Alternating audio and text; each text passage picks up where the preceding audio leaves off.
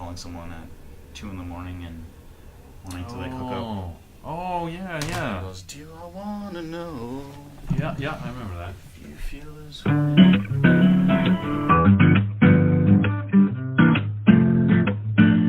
Alright, we're back for another episode of Sound Culture, the show where we give you albums to listen to. I'm Tim. And I'm Brendon. And we're talking about the Offspring Smash from 1994. This is a classic punk pop, skate punk album. Yeah. Yeah, often referred to as crossed over. You know, they've definitely explored a lot. And these guys, I really appreciate their guitar skills, honestly. If you listen to Nitro, their first album, or their first song, it's incredibly upbeat and up tempo, and if you listen to the guitar riffs, it's all in the right hand, and you can get a lot of dynamics just using your right hand. And I find that songs like "Gotta Get Away" and "Come Out and Play," they do a really good job of a technique called palm muting, and it sounds a little bit heavier. But if you listen to Nitro, they're not palm muting it, and you can hear how fast that guitar is going, and I, from a guitarist perspective, I really appreciated that. I mean, these guys obviously are doing what most punk bands in the 90s are doing, is like they're following the 3-chord rule, right? They just keep it simple, keep it fast, keep it, high energy, right? Universal appeal. Yeah.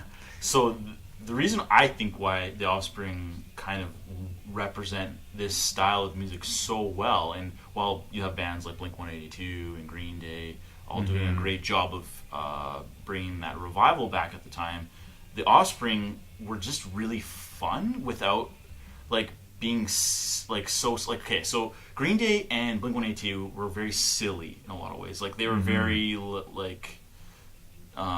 they would do silly things in their music videos that it was very immature. Like and all their songs were very immature. Now the Offspring had that quality as well, but it sort of spoke, like you said, Brendon, to a more universal audience. It was something that you could see in pretty much every college comedy, sex comedy, all that kind of stuff of the 90s.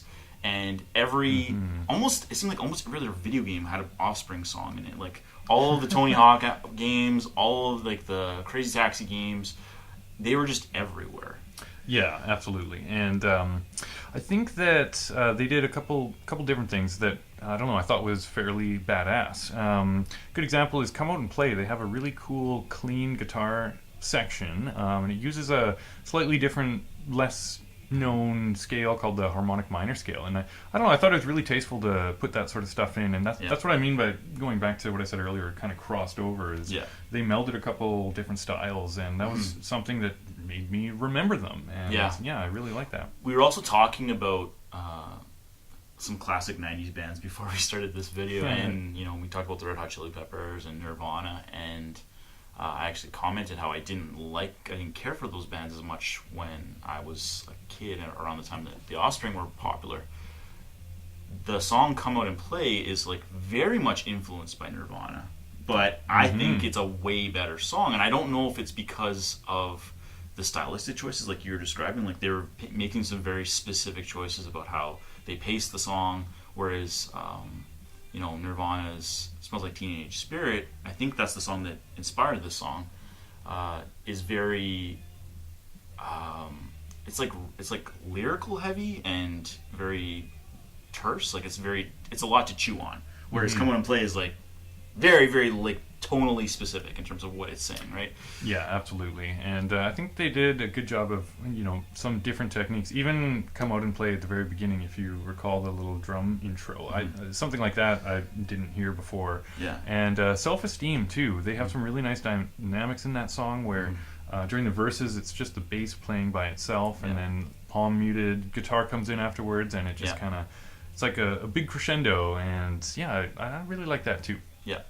Another thing I want to add is this is a weird little fact I know. This is the only album that the Offspring has made that says Offspring instead of The Offspring. I don't know why they chose to do that for the album art. But Yeah, isn't that interesting? Yeah. Also, we were just talking about this too. In the liner notes, they talk about the band members. They talk about Dexter Holland and Greg Kay and Noodles and Ron Welty, and they refuse to mention Noodle's like They won't disclose it. his Yeah. real name in the album, which I thought was hilarious. Yeah, just like Trey Cool with Green Day. I think it's hilarious. Yeah. Yeah. And obviously these guys are a 4-piece, so you got the lead guitar, the rhythm guitar, the bass, and drums. I mean, it's pretty standard fare, but they do their thing, they do it well, and Smash is still widely regarded as their best album. Yeah. I honestly, I believe so too. And Yeah. look at those dreadlocks too. I gotta mention how badass those dreadlocks were. That's another thing that made them more memorable, I found. Yeah. Oh man, that's so funny. Yeah, their videos for for this album are just hilarious too. Yeah. I love it. Yeah.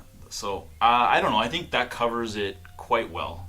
The album. I mean, we don't want to give you everything away about it. I think you should listen to it first before you. If you haven't, make your own opinion. Oh yeah. If you haven't listened to it yet, obviously, and if you have listened to it, might be a good time to pull it out and give it a reissue. Yeah, absolutely. Fun fact: this album has been reissued at least twice. That's how well received it is. How important it was. Yeah, absolutely. Yeah. So this is Sound Culture. Thanks for watching. Thanks for watching.